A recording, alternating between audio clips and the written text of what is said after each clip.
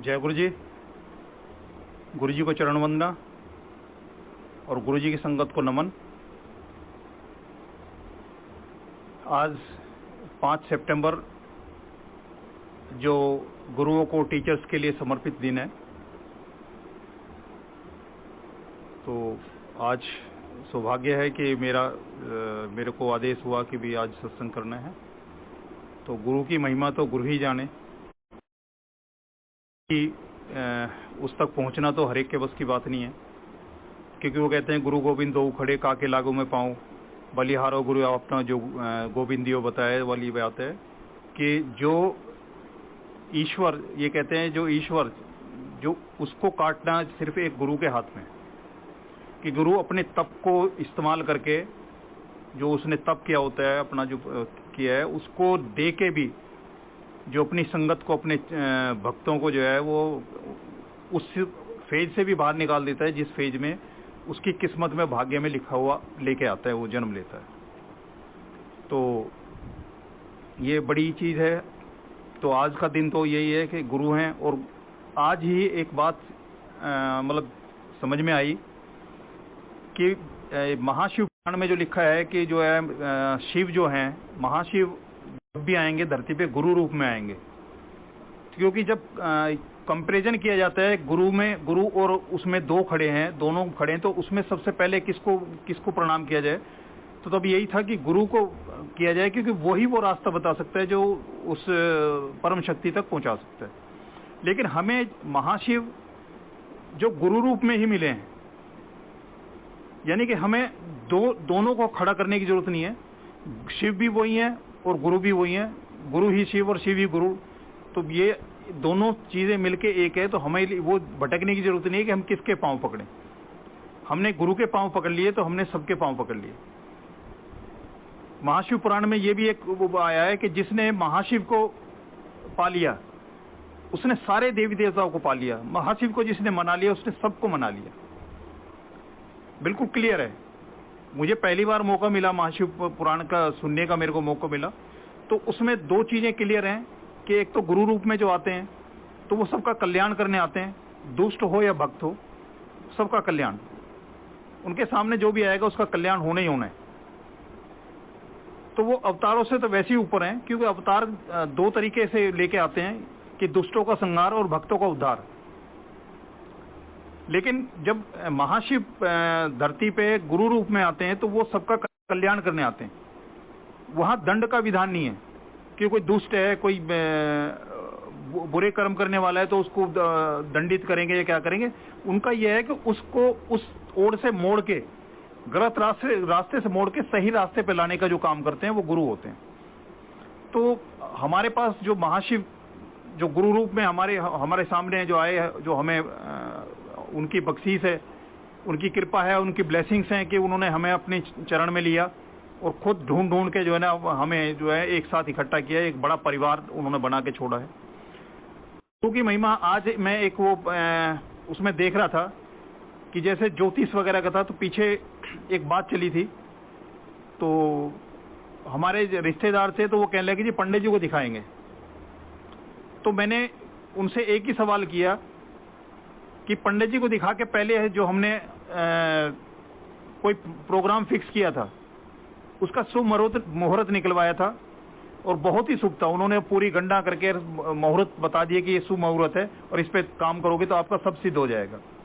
लेकिन इस लॉकडाउन के पीरियड में वो सारे शुद्ध मुहूर्त अशुद्ध मुहूर्त में कन्वर्ट हो गए, क्योंकि जितनी भी अभी शादी ब्याह या जो भी वैसे फंक्शन लोगों ने सोचे थे और उनसे बाकायदा जो है ना ज्योतिषों से दिखवा के पूरा कैलकुलेशन करा के और सब कुछ कराया था, वो सारी डेट सबकी फेल हो गई।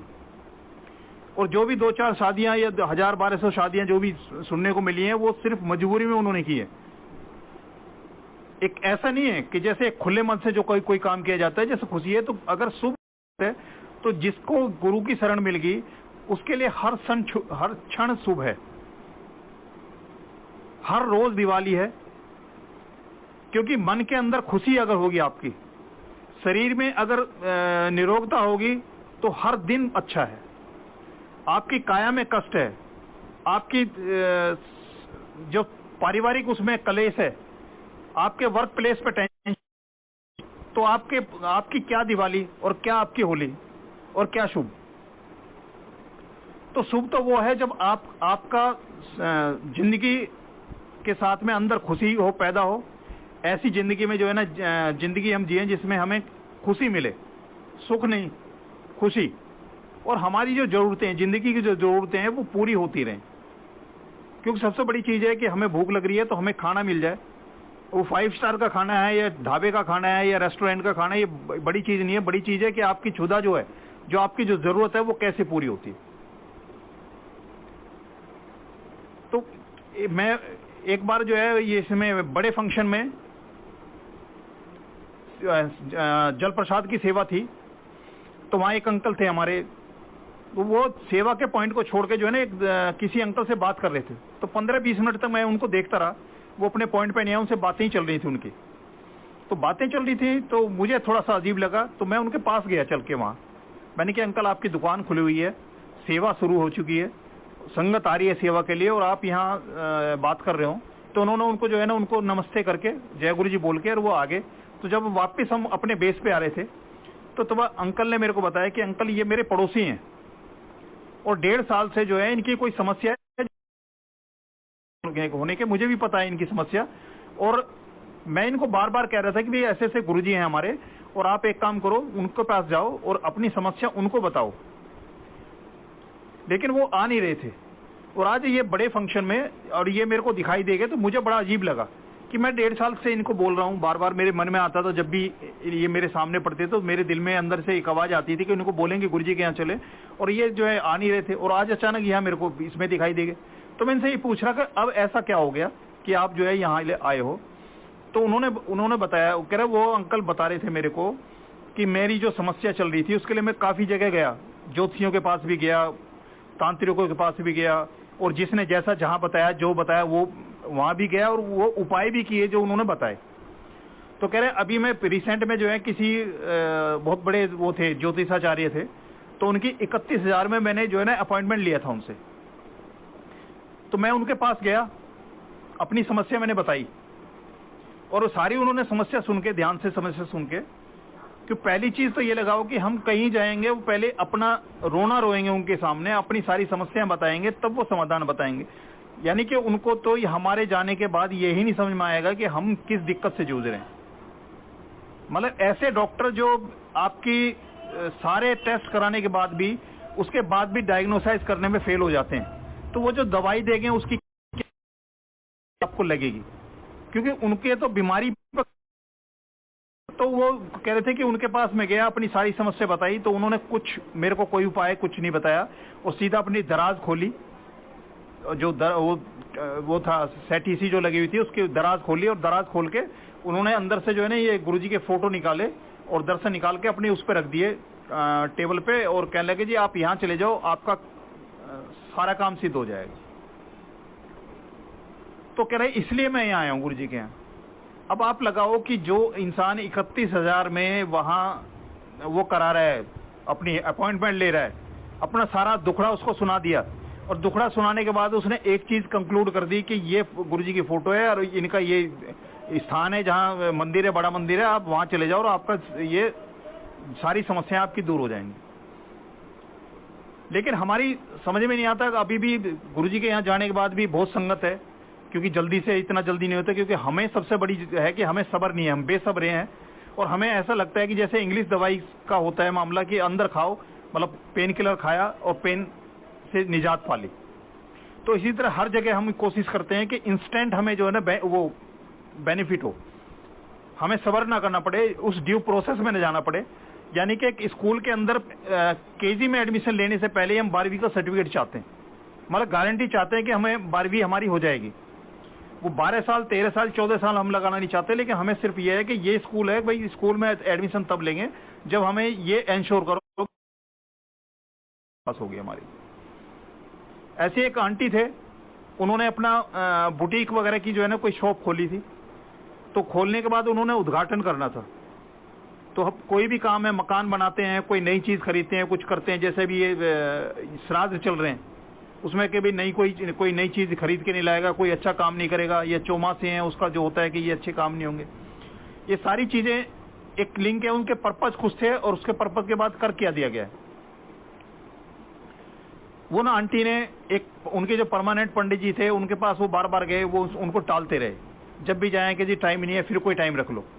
एक तो उनसे शुभ मुहूर्त निकलवाना कि कौन से मुहूर्त में हम अपनी दुकान चालू करें, क्योंकि शुभ मुहूर्त निकालने का मतलब होता है कि हम ऐसे क्षण में, ऐसे समय हम अपने किसी काम को या किसी अच्छे काम के लिए स्टार्ट करें जिससे कि हमारा आगे उसमें कोई व्यवधान ना आए और जो जिस काम के लिए वो कर रहे हैं वो पूरा हो निर्विरोध, निर्विकार, बिना किसी परेशानी के, उसी के लिए हम करते हैं। तो वो उनके बार बार गई, वो उसको ना तो मुहूर्त की बात करें और उनको बार बार टालते रहे और उनको ये लग रहा कि मैंने सारी दुकान तैयार कर ली, सब कुछ कर लिया, लेकिन जब तक मुहूर्त, शुभ मुहूर्त में मैं दुकान तब खोलूंगी जब मेरे को शुभ मुहूर्त पता लगेगा, और जो है वहाँ पूजा पाठ जो कुछ करना है, जो प्रोसेस है वो करूंगी, तभी कहीं जाके बात बनेगी। अब आंटी इधर गुरुजी के यहाँ आते थे, लेकिन पंडितों पर ज्यादा विश्वास, जो करेंगे वो जो शुभ मुहूर्त बताएंगे और वो जो जैसा वो करेंगे, जिस तरह जो प्रोसेस वो करेंगे, उस प्रोसेस के बाद जो होगा तब उनकी जिंदगी में अच्छा होगा। तो आंटी उनके पीछे लगी हुई थी काफी टाइम से। अब महीना गया, 2 महीने, 3 महीने ऐसे बीतते जा रहे थे। अब उनकी परेशानी ये है कि दुकान का सब कुछ सेट कर लिया, लेकिन मुहूर्त की वजह से जो आगे टलता जा रहा है। तो उन्होंने एक दिन वो मंडे को जो है ना बड़े मंदिर में वो थे आंटी, तो उन्होंने क्या देखा कि वो जैसे एंट्री करे तो उनके सामने ही जो है गणेश जी के ऊपर जो है ना वो पंडित जी भी जो है ना मत्था टेक रहे थे। अब पंडित जी को देखती आंटी जो है ना उनके पास गए, अंकल आप तो कह रहे जी टाइम नहीं है मेरे पास, और ये मैं इतने दिन से आप मेरे को घुमाए जा रहे हो और आप तो यहाँ रहे हो। तो वो उन्होंने पंडित जी ने उन्होंने बताया, कहने लगे जी मैं तो अब यहाँ आ गया हूँ, अब वो जो सारी चीजें हैं जिसके लिए मैं जो दुकान मैंने खोल रखी थी, एक्चुअली दुकान है, बिजनेस है ये, पहले जो सेवा हुआ करती थी उसमें अब तो बिजनेस है, अब तो रेट फिक्स किए हुए हैं कि इतने रेट, इतना पैसा दोगे तो वो आगे कुछ करेंगे। क्या करते हैं क्या नहीं करते ये बात की चीज है, कितनों का भला होता है ये भी बहुत बात की चीज है, लेकिन वो उनका तो एक बिजनेस चला हुआ है। जैसे डॉक्टर आज बिजनेस कर रहे हैं, ये कर रहे हैं, स्कूल में टीचर बिजनेस हो रहा है, ये सारी जो सेवा सेक्टर थे जहाँ पूरे मन से होता था, कोई वापसी का नहीं था, रेट कोई फिक्स नहीं होते थे, हर जगह रेट फिक्स है। तो आंटी उन्होंने बताया, कहने लगी जी आप जब गुरुजी के लगो, मैंने भी सब कुछ छोड़ दिया, तो आप भी आप क्यों चक्कर में पड़ रहे हो कि आप मेरे पास आते थे। मैं अब ये ठीक से कह नहीं पाता था क्योंकि मेरे को नहीं पता था कि आप गुरुजी की शरण में आ चुके हो, नहीं तो मैं पहले दिन ही आपको बता देता कि जी किसी को सामने रखो, गुरुजी से पूछो, जब वो कहें, जिस क्षण वो कहें आप शुरू कर दो अपने काम को, किसी से पूछने की जरूरत नहीं, किसी ज्योतिष को किसी को बताने समझाने के करने की जरूरत नहीं। आंटी ने कहा कि ये पहले दिन ही मेरे को बता देते, कह रहे मुझे पता ही नहीं था कि आप गुरुजी की संगत में आने लगे। ये उनके काम है जो इसको बिजनेस करते। मैं जैसे बालाजी के भगत के पास में स्टार्टिंग में गया था, मेरे पहले जो सत्संग में मैंने बताया हुआ है कि मैं अपने दोस्त को लेके गया था, बालाजी के वहां लेके गया था, बालाजी के भगत थे, उन्होंने उनको उपाय करके बताया, वाकई में उपाय उनके ऊपर कारगर हुआ। और वही एक चीज थी कि एक तो मैं हनुमान जी को मानता था और मतलब बालाजी की भक्ति थी, व्रत भी करता था, उनके हनुमान चालीसा डेली का जो नियम था, रामलीला में रोल भी वगैरह करता था, तो मेरा तो पूरी आस्था थी उसमें, आस्था आज भी है। लेकिन मैं अब एक रूप होकर लेके चलता हूँ, उन सारी शक्तियों को मैं गुरु के अंदर महसूस करता हूँ। मतलब जितने भी देवी देवता, जितने को भी मानता था, जानता था, उन जिनको मैं पूछता था सबको मैं एक रूप करके गुरु रूप में पूछता हूँ सबको, क्योंकि गोविंद से बड़े गुरु हैं जो गोविंद तक पहुंचने का एक रास्ता जो है ना वो बता सकते हैं, जरिया बता सकते हैं। अंधेरे से उजाले की तरफ जो ले जाते हैं, प्रकाश की तरफ जो ले जाते हैं, वो गुरु होते हैं। तो वो उन गुरु के रूप में मानने लगा कि वो शक्तियां उनकी कहीं ना कहीं लिमिटेशन खत्म हो जाते हैं, लेकिन गुरु उनसे ऊपर होता है। जहां तक वो भाग का लेख जो है ना, वो जो लिख दिया भयमाता ने, विधाता ने जो लिख दिया, वो उसको होना है, लेकिन उसको चेंज करने का जो है वो एक गुरु ही कर सकते हैं। तो उन्होंने भी एक बार गुरुजी के यहाँ गए थे, वो इसमें जीके में, और एक ही बार में उन्होंने जो है ना अपना सारी जो 20-25 साल की जो बालाजी की भक्ति थी, जो जोत जलाते थे, जो धूपबत्ती अगरबत्ती करते थे, जो नियम थे उपनियम थे, सब कुछ एक साइड में रख के और सिंपल सा मन साफ मानसिक जो वो है वो भक्ति शुरू कर दी कि आप नहाए हो नहीं नहाए हो, आप किस हाल में हो, क्योंकि आप किसी भी हाल में जो है ना प्रभु का नाम ले सकते हो, उससे उनकी कहीं नहीं होता। एक प्रसंग चला था कि एक आदमी था, तो उसकी क्या थी कि उसको एक समय ऐसा मिलता था जब वो थोड़ा ध्यान लगा सकता था, वो था जब संडास करने जाता था। जब वो बाथरूम में जाता घुसता था तब वो बैठता था, तब वो उसका राम का नाम लिया करता था। और उसकी जिंदगी में इतनी मारा मारी थी कि वो बीच में राम का नाम नहीं ले पाता था। तो हनुमान जी गुस्सा हो गए, कह रहे भाई मेरे प्रभु राम का जो ना नाम लेके इसमें उसमें बैठ के लेता है, तो ये तो उसको अपवित्र कर रहा है। तो उन्होंने जाके उसको दंड देने की जब सोची, तो वो रामचंद्र जी ने उनको रोक दिया, कहने लगे भाई ऐसा है कि समय, स्थान और परिस्थिति और अवस्था जो है ना इंसान की मायने नहीं रखती। वो मेरा नाम ले रहा है, ये बड़ी चीज है। मेरा कहीं भी बैठ के नाम लेने से मेरा नाम अशुद्ध नहीं होगा, बल्कि वो जगह शुद्ध हो जाएगी जहां बैठ के वो नाम ले रहा है। तो हमारा भी ये है कि हम कभी भी गुरु का सिमरन जो है ना, हम किसी भी हाल में, कभी भी, किसी भी अवस्था में, चलते फिरते, उठते बैठते, खाते पीते, आते जाते, कोई भी ऐसी स्थिति नहीं है जिसमें हम उनका नाम ना ले सके, उनको सिमर ना सकें। क्योंकि जब सांसों के साथ अगर उनका नाम सिमरना है तो उसमें हर अवस्थाएं हमारी आएंगी। कोई ऐसा क्षण नहीं होगा जिसमें कि हम ये कहें कि नहीं, इस क्षण में नहीं कर सकते। और मालिक से कुछ हमारा छुपा नहीं है। तो हमें तो हर अपना कर्म करने से पहले यही सिर्फ सोचना है कि उससे नजरें कम कैसे मिला सकेंगे। अगर कुछ हम गलत करते हैं, किसी और को तो पता बाद में लगेगा, लेकिन उस मालिक को तो पता है, तो उससे कैसे नजरें, उससे उस अपने दुष्कर्म को कैसे छुपा पाएंगे और कैसे अब उससे नजरें मिला पाएंगे, क्योंकि जाना तो उसके पास ही है। उसके हुजूर में हम जब जाएंगे तो तब हम उसको कैसे फेस कर पाएंगे।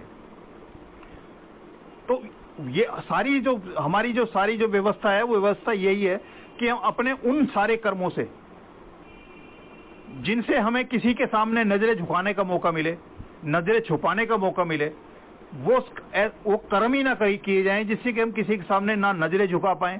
और जब प्रभु के सामने हमारा जो आमना सामना हो, तो उसके सामने भी पूरे आराम से खड़े रह सकें। हमारे अंदर एक आत्मग्लानि ना हो कि मैंने ऐसा कुछ किया। ऐसी एक बार ये हमारी फरीदाबाद की संगत थी। वो पहली बार जो है ना, वो बड़े मंदिर आए थे मंगलवार। तो मैं भी, बड़े माली अंकल ने किसी काम के लिए मेरे को बुला रखा था, किसी सेवा के लिए। तो मैं जिस समय पहुंचा था, तो वो भी वो हायर्ड व्हीकल लेके जो है ना, गाड़ी लेके जो है वो वहां आए हुए थे। तो छोटे माली अंकल थे, तो छोटे माली अंकल से वो बात कर रहे थे। तो इतने में जोड़ा घर में जो है ना जोड़े रखे अपने, और मैं जब मेन गेट पे पहुंचा मंदिर के, तो वो अंकल से बात कर रहे थे। तो माली अंकल ने बोला मेरे को कि ये फर्स्ट टाइम आए हैं, और एक काम करो, अंदर जाओ और गुरुजी के जो है ना बारे में ये कुछ इनको बता दो। तो मैं उनको अंदर लेके गया। तो मैंने आंटी से पूछा कि भाई आंटी, आपको किसने यहाँ मतलब गुरुजी के बारे में किसने बताया? कह लीजिए हम तो मंदिर घूमने नहीं आए थे, असल में हम तो बच्चों को लेके जो है ना मॉल घूमने आए थे। तो ये टैक्सी किराए पे की थी, लेकिन मंगलवार को हमें पता नहीं था कि ये जो है मॉल जो है ना बंद होते हैं गुड़गांव में। तो हमने क्या किराया तो खर्च कर ही दिया। तो कह रहे हमारे पड़ोसी थे, हमारे जानकार थे, तो वो बार बार कहते थे गुरुजी हैं, उनके सोना मंदिर है और बिल्कुल स्वर्ग जैसा लगता है उसके अंदर। और पहला ही कदम रखते जो है ना, मन में ऐसी शांति, मन और मस्तिष्क में ऐसी शांति होती है कि बाहर की दुनिया से एकदम कट जाता है इंसान। तो कह रहे हम तो ये था कि पैसे तो खर्च कर ही दिए, तो चलो अब हम वहाँ मंदिर ही हो जाते हैं। तो मैं तो इनको लेके जो है ना यहाँ मंदिर आए थे। तो उनके साथ जो है सिर्फ जो ड्राइवर था वो मेल था, बाकी सब बच्चे भी, वो सब आंटियां थी, सब छोटी बड़े। तो अंदर गए। जो उस समय तक गुरुजी के जो सत्संग मैंने सुने हुए थे, जो मेरा अपना गुरुजी के साथ एक्सपीरियंस था, जितनी भी मेरी जर्नी हुई थी, तो मैं उनको बैठ के जो है ना, जो रंगोली थी, बड़े मंदिर जो बड़ा हॉल है, उस हॉल से बाहर जो ओपन एरिया है, जो 7 सीढ़ी चढ़ के जो ऊपर है, वहां बैठते थे। तो मेरा मुंह था बड़े और उनका मुंह था समाधि की तरफ। तो समाधि के अंदर जो है ना, उस समय वो पर्दे वगैरह नहीं लगे हुए थे, सिर्फ शीशा लगा हुआ था। तो अंदर का जो है ना पूरा विजिबल था। तो वो आंटियां, उसका मुंह उस तरफ था और मेरा मुंह उधर था। तो मैं जब उनको सुना रहा था, तो मैंने उनको बताया कि मंगलवार और बुधवार को जो है ना बड़ा मंदिर बंद होता है। आपको समाधि खुली मिलेगी, ना आपको कुटिया खुली मिलेगी, और ना आपको बड़ा हॉल खुला मिलेगा।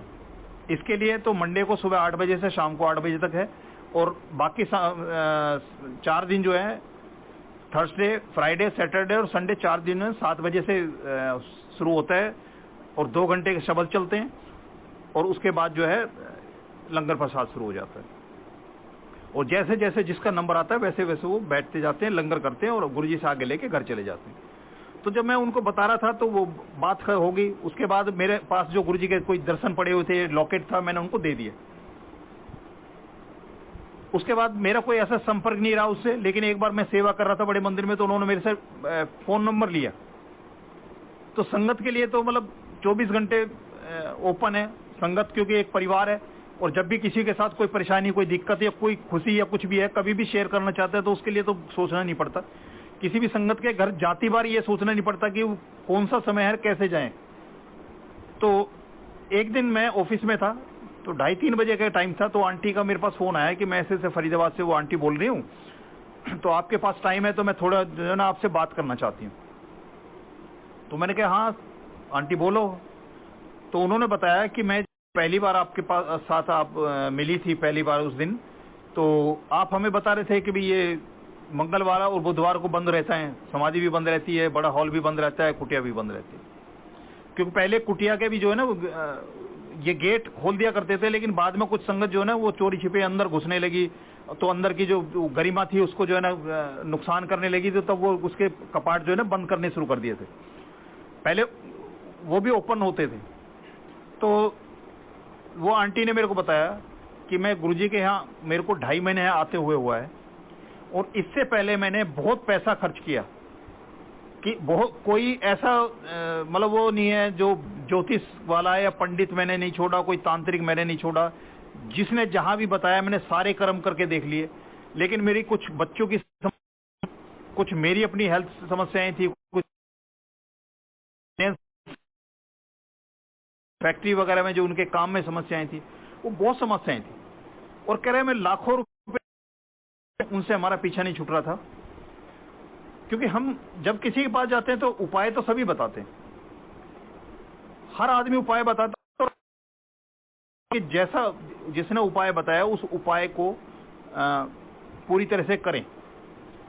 तो वो आंटी बता रही है कि लाखों रुपए खर्च करके जिनसे मेरा पीछा नहीं छूट रहा था, कि आज अंकल मैं आपके साथ बात कर रही हूँ 2.5 महीने में, वो सारी मेरी जो लाइफ की, मेरी जो फैमिली की, मेरी जो लाइफ की जो दिक्कतें थी, जिनसे मैं पार नहीं पा रही थी, मतलब कोई उपाय मेरा काम नहीं आ रहा था, इतने दिन में 2.5 महीने में वो सारी चीज मेरी लाइफ से खत्म हो चुकी है, वैनिश हो चुकी है।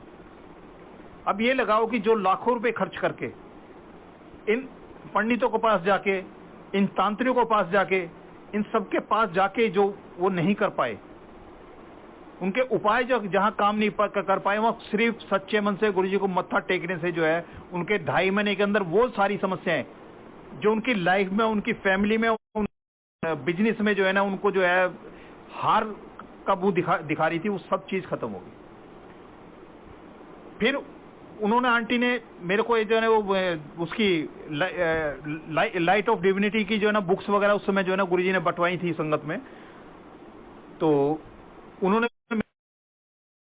कि गुरुजी जिसके थ्रू या पहली बार जिसको संगत को जो है ना आमना सामना करवाते हैं तो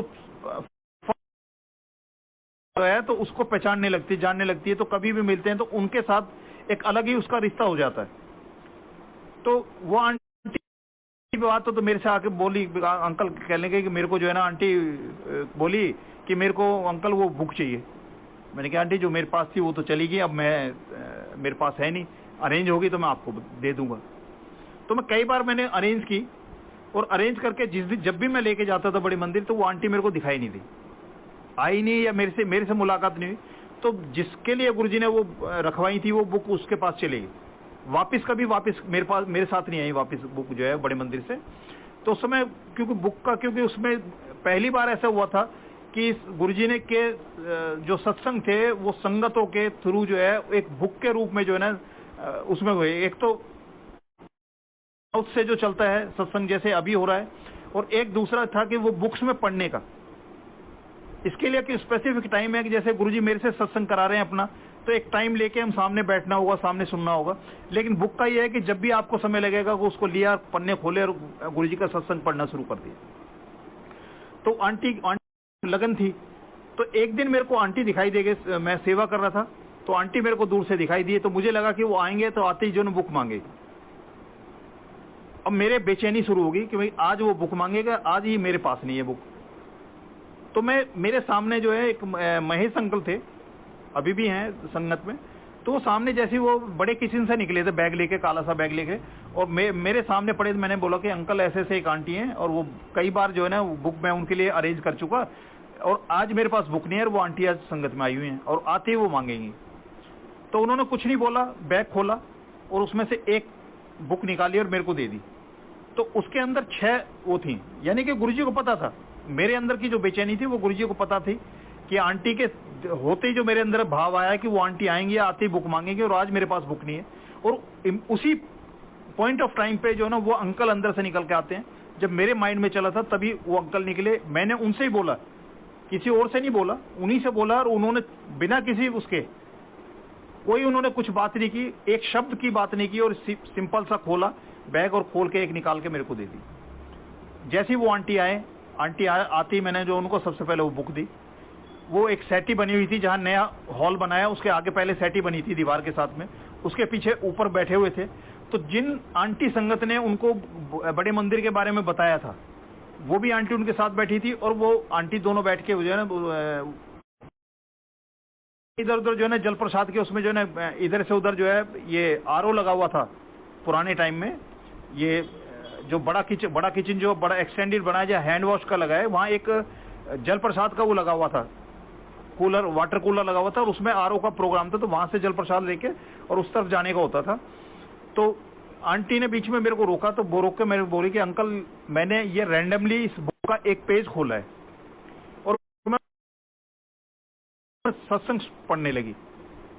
तो मेरे को है कि इसमें सिर्फ नाम किसी और का छपा हुआ है जिसके नाम से ये सत्संग छपा हुआ है, लेकिन इसका वर्ड टू वर्ड जो है ना मेरा सत्संग है। जिस सारी समस्याओं को लेके मैं गुरुजी के चरण में आई थी, और 2.5 महीने के अंदर गुरुजी ने सारी जो समस्याएं वो पूरी एक करके जो है सब कुछ मेरी जिंदगी से निकाल दी। इसके अंदर वर्ड टू वर्ड वो मेरे को पढ़ने को मिला है। उनके साथ जो आंटी बैठी हुई थी वो फिर कहने लगी कि अंकल वो गुरुजी का लॉकेट चाहिए। तो गुरुजी का लॉकेट उस दिन मेरे पास नहीं था, लेकिन मेरे को जो अंकल थे, तनेजा अंकल हैं, वो अंकल जो है ना वो करते थे, जो कच्चे आम की जो वो थी चूसने वाली गोली थी, तो अंकल जो है ना वो टॉफी प्रसाद वो बांटा करते थे। तो उस दिन उन्होंने टॉफी प्रसाद दी थी, तो उसके साथ एक लॉकेट आया था मेरे हाथ में। तो मैंने अंकल को बोला, मैंने कि अंकल, तो वो कहने लगे मैं इनके साथ तो रखता नहीं, पर ये कैसा है, लेकिन आप रख लो इसका। तो गुरुजी को बुक का भी पता था। जैसे मेरे माइंड में आया तो उनको सामने ला दिया, और मैंने उन्हीं से सवाल किया, और वो सवाल का जवाब भी मेरे को इमीडिएट मिला कि उन्होंने निकाल के बुक दे दी, मैंने उनको दे दी। उसमें उनको वो सब पढ़ने को मिला जो इसका चैप्टर था, यानी कि बिना उनको किसी को बताए वो छप गया उसमें। दूसरा, वो लॉकेट उनको भी पता था, गुरुजी को पता था कि आंटी जो साथ में है इनको लॉकेट की अंदर विश है कि उनको लॉकेट मिल जाए, तो उनके लॉकेट का इंतजाम भी गुरुजी ने पहले ही कर दिया। तो ऐसी शक्ति, क्योंकि मैं आपको बताऊं, जब से मैं गुरुजी के शरण में आया हूं तो कई विजन मेरे बड़े सवाल जो ना मैं अपने आप से भी करता हूं और अपने सामने से भी करता हूं। तो मेरे फादर एक्सपायर हुए 2005 में, उसके बाद 13-14 में जो है ना ये मेरे फादर इन लॉ एक्सपायर हुए। मेरी मदर अभी मेरे पास हैं और मेरी मदर इन लॉ भी अलाइव हैं, और पीछे चाचा जी हैं, उनके इसमें भी हैं कि आंटी चले गए। तो कई सारे ऐसे मेरे को प्रसंग मिले। तो मैंने एक दिन मदर से मैंने पूछा, मैंने कि अम्मा, आपने पिताजी के लिए इतने जो है उसके व्रत किए थे, उनके लिए इतने व्रत किए, और पिताजी ने एक भी व्रत नहीं किया, तो वो सारे व्रत में से एक भी व्रत उनके काम नहीं आया, क्योंकि वो तो चले गए। और मैंने कहा कि मुझे ऐसा तो नहीं है कि वो सारे व्रत आपने किए, क्योंकि मेरे देखने में तो यही कि आपने पूरी श्रद्धा पूरा विश्वास से जो है व्रत किए, करवा चौथ के जो व्रत होते हैं, लेकिन पिताजी पहले चले गए और उन्हीं की दीर्घायु के लिए, उन्हीं की सेहत के लिए, उन्हीं की खुशहाली के लिए वो सब कुछ आपने व्रत किए। लेकिन इतने व्रत करने के बाद, यानी कि लाइफ के कम से कम 50 व्रत करने के बाद भी उनको एक भी व्रत नहीं लगा जाके। अब मदर कहने लगी नहीं भैया, ये तो मैंने कि मेरे को तो ये है, इतने लोगों को मैंने उनको बताया कि मैंने कि वो हम उनमें से अंकल चले गए आंटी हैं, अंकल चले गए आंटी हैं, तो इतने लोग इतने पूरे नियम से, पूरी श्रद्धा से करते हैं, लेकिन एक का भी व्रत नहीं लग रहा। ऐसी सत्यनारायण की कथा के मैं पूछा था, एक दिन बात हो रही थी, मैंने कि उनके 5 या 6 प्रसंग हैं, उसके बाद आज उसके साथ एक भी कोई ऐसा प्रसंग आज तक नहीं जुड़ने में मैंने देखा कि किसी ने ये बताया कि मैंने सत्यनारायण की कथा में हर पूर्णमासी पे कराता हूं या करता हूं, और उसके बाद सत्यनारायण जी की ऐसी कोई प्रत्यक्ष कृपा रही हो जो मैं इसके साथ छटाया पूरे विश्वास से करते हैं, पूरी श्रद्धा से करते हैं, जो हमारी औकात है उसके हिसाब से करते हैं, उसके बाद भी एक ऐसा स्पष्ट कोई प्रत्यक्ष कोई प्रमाण। तो मैंने कि क्या वो हमारी पूजा लग रही है? ऐसी कोई मदर गई किसी से, तो मदर को उन्होंने बताया कि भाई कोई उसकी देवी की कोई जो तुमने कोई बोल कबूल की थी और वो तुमने पूरी नहीं की, और ये जो तुम्हारी परेशानी चल रही है, तुम्हारे बच्चों के साथ जो परेशानी चल रही है, ये उसकी वो खोड़ कि आपने अपना वचन पूरा नहीं किया, इस वजह से जो है देवी की तरफ से परेशानी आ रही है। तो मैंने मदर ने मेरे को बताया कि भैया ऐसे ऐसे बात है और हमारे से कोई गलती हो रही है और इस वजह से ये देवी का वो है, हमसे कोई भूल हुई है। तो मैंने मदर से पूछा, मैंने कि अम्मा आप एक चीज बताओ कि हम दिन में 100 गलतियां करते हैं और हमारी 100 गलतियां आप माफ कर देते हो, और वो जो जगत माता है, एक हमारे से कोई गलती हुई उसको माफ तो बहुत दूर की बात है, हमें ये तुम्हारे से गलती हो रही, इस गलती का सुधार कर लो। पहले हमारी टांग उल्टी की, हमारी जिंदगी में जो ने इतनी परेशानियां पैदा की, अगर वही उनकी गलती की वजह से हमें सजा मिल रही है, तो मैंने कि वो क्या प्यार से आके, जैसे आप माँ हो और वो जगत माता है, तो क्या प्यार से आके हमें नहीं समझा सकती, नहीं बता सकती कि बेटे तुम्हारे से ये गलती हुई है, इसका समाधान कर लो। जो हमारी दिन में 100 गलतियां माफ करती है, या जो एक गलती भी माफ नहीं कर पाती। तो मदर ने बोला बेटे वो तो सारी जगत की जननी है। मैंने कि जननी तो है, पर दिल किसका बड़ा लगा? मुझे तो आपका बड़ा दिल लगता है। तो अम्मा कह ली कि नहीं भैया तू ऐसी बात कर रहा है। मैंने कि बात नहीं कर रहा, मैं तो एक लॉजिक वाली वो लेके चल रहा हूं कि कौन बड़ा है। जो हमें प्यार से समझाए वही तो अपना है, जो हमारी गलतियों के ऊपर टोके भी, हमें रोके भी, या सिर्फ ठोके ठोके, कौन बड़ा है? तो काफी चीजें हैं। इसलिए गुरुजी ने हमें ऐसा कोई नियम, ऐसा कोई विधि विधान या ऐसा कुछ करने के लिए हमें नहीं छोड़ा हुआ जिसके लिए हमें लगे कि उसमें कोई गलती होगी और उसकी हमें सजा भुगतनी पड़ेगी। और इतना आसान पूरी महाशिव पुराण जब पढ़ने को मिल रही है, उसमें लग रहा है कि उसको पाना कितना, उसका जो पाने का जो तरीका है, जो प्रोसेस है, उसमें हम जाने के लिए हमारी एक उम्र गुजर जाएगी। जितनी हमारी संपत्ति है, चाहे कोई बड़े से बड़ा अमीर हो, बड़े से बड़ा पैसे वाला हो, वो सारी संपत्ति का खर्चा करने के बाद भी उस विधि विधान को पूरा नहीं कर सकता। और जितने नियम, जितने कठिन डगर है, वो उसको इस कलयुग में एक इंसान कर पाएगा, असंभव है। और गुरुजी सिर्फ यही बता रहे हैं कि मेरे को पाने का एक वो भी रास्ता है जिसमें जन्म लग जाते हैं, जिसमें जन्म बीत जाते हैं, लेकिन वो वहां तक नहीं पहुंच पाते। और उन्होंने सारे प्रोसेस को इतने सिंप्लीफाई कर दिया कि एक तो महाशिव गुरु रूप में आ गए कि हमें भटकने की जरूरत नहीं है कि हम गोविंद को माने या गुरु को माने। एक वही मत्था टेकेंगे कि सारे सोर्स, सारी शक्तियां, सारे अवतारों का उद्गम स्थान ही वो है, वहीं से शुरू होते हैं और वहीं सब खत्म होते हैं। तो उनको जब मना लिया, उनको पा लिया, तो फिर हमें इधर उधर भटकने की जरूरत नहीं है। जिस भी शक्ति को हम देखना चाहते हैं वो सब उन्हीं में समाहित हैं, उन्हीं से निकले हैं, उन्हीं में चले गए। तो उनको मत्था टिक गया, यानी कि सबको मत्था टिक गया।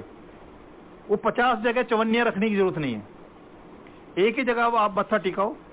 और मत्था टिकाने का भी है। मत्था टिकने का मतलब है हमारा विश्वास टिका या नहीं टिका। विश्वास क्या है? हमारा भाव, हमारी श्रद्धा। ये जब विश्वास ये जब होता है तब हमारा सरेंडर शुरू होगा। पहले तो हमारा अंदर श्रद्धा का भाव, हमारा भाव पैदा हो, क्योंकि ये भाव, श्रद्धा और विश्वास जो है हमारे अंदर की चीज है, मार्केट से नहीं लाई जा सकती। ये धूप बत्ती, अगरबत्ती, फूल, माला, प्रसाद, पैसा, ये सब बाहर दुनियावी चीज है। लेकिन जो असली चीज है, जो उस तक चीज पहुंचती है, उस तक पहुंचने का जो जरिया है वो हमारे अंदर का है।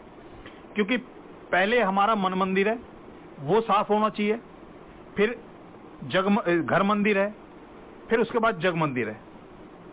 पहले हम अपने मन को, जो गुरुजी के यहाँ ये है कि आपका मन साफ कब होगा? जब हम उसमें किसी के प्रति घृणा, किसी के प्रति द्वेष, किसी के प्रति क्रोध, किसी के प्रति दुर्भावना, जब वो आहिस्ता आहिस्ता उसमें से उनका समन होना शुरू हो जाएगा, खत्म होनी शुरू हो जाएगी, और हम एक रूप उसमें आ जाएंगे। मतलब दूसरे का भला तो अपना भला, जब उस भाव में जब आना शुरू होंगे तो तब जाके वो मन इतना स्थिर हो जाएगा कि उसके अंदर उनको स्थापित करने की जगह प्रॉपर हो पाएगी। और जब तक ये सारी चीजें, ये गंध, ये सब कुछ हमारे अंदर रहेगा तो तब तक उनको अंदर हम कहां बैठाएंगे? एक कोई हमारा मेहमान आता है तो उसको हम बैठाने के लिए घर में अच्छी व्यवस्था करते हैं, पोछा भी लगाएंगे, नए कपड़े भी बिछाएंगे, नई चादर बिछाएंगे, नया डिनर सेट निकालेंगे, नई वो निकालेंगे, सब कुछ। मतलब कोशिश ये करते हैं कि जो सामने हमारा मेहमान आ रहा है उसको सब कुछ अच्छा लगे।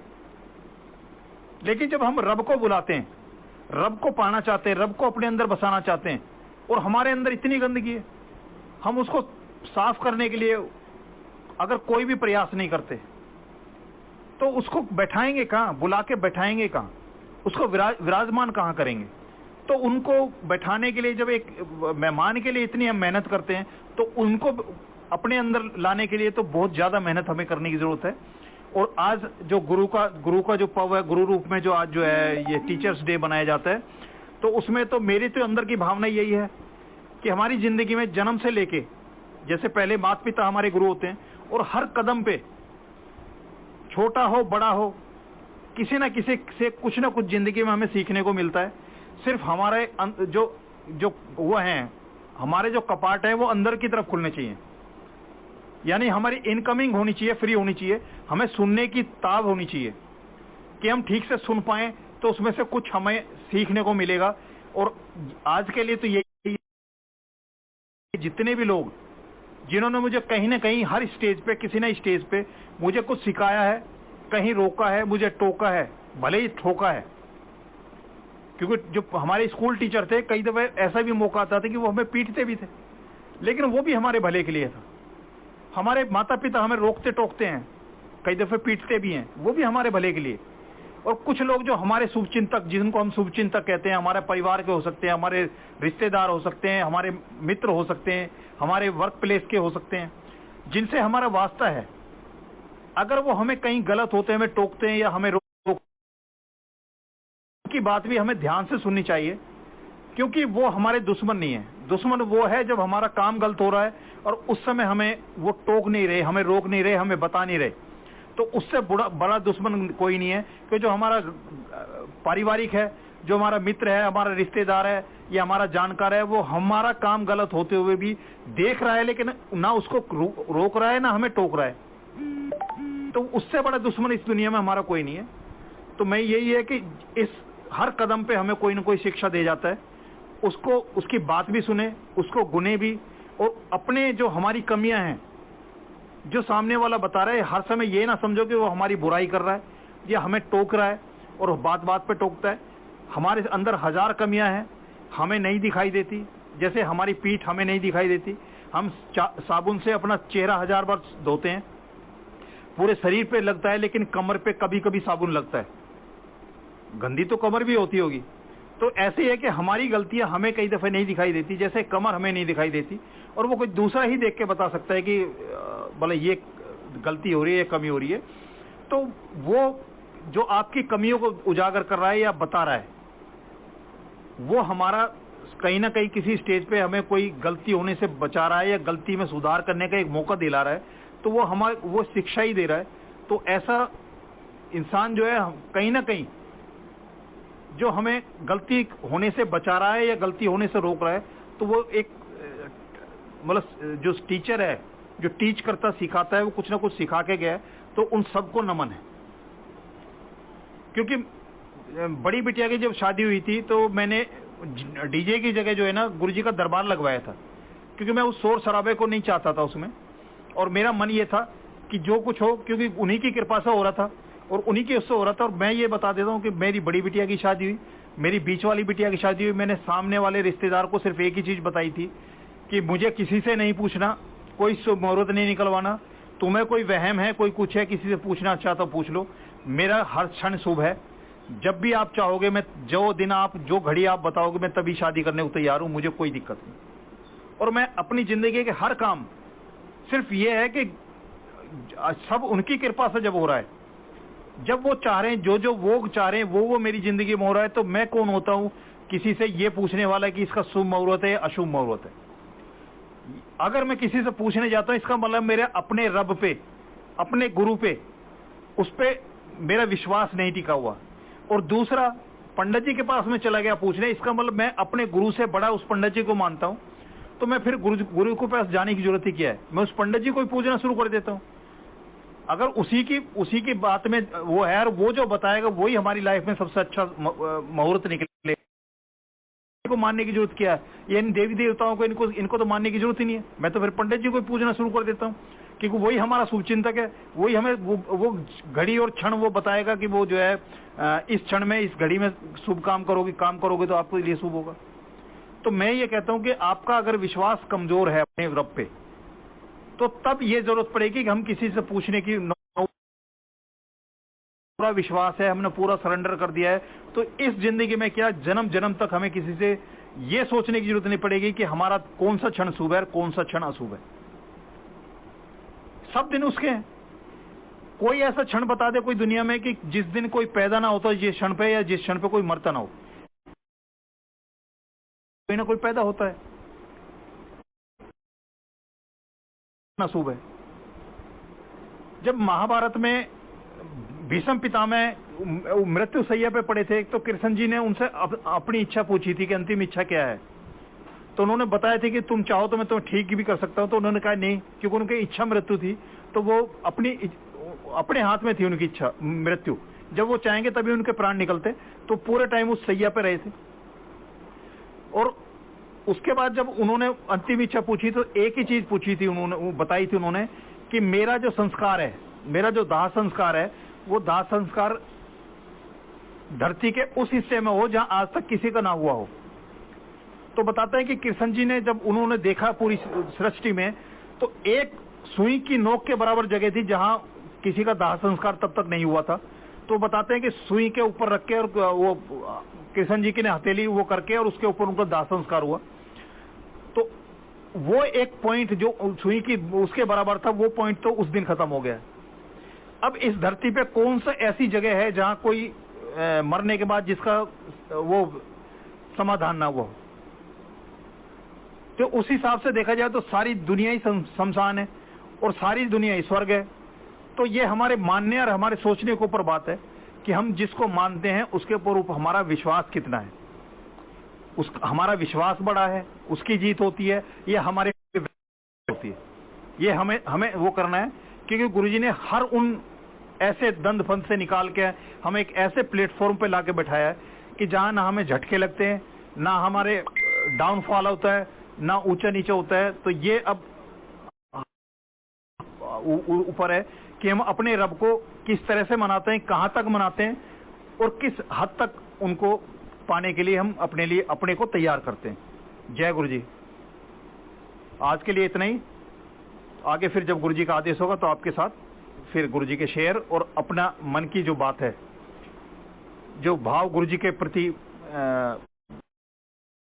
आपके साथ में। जय गुरु जी।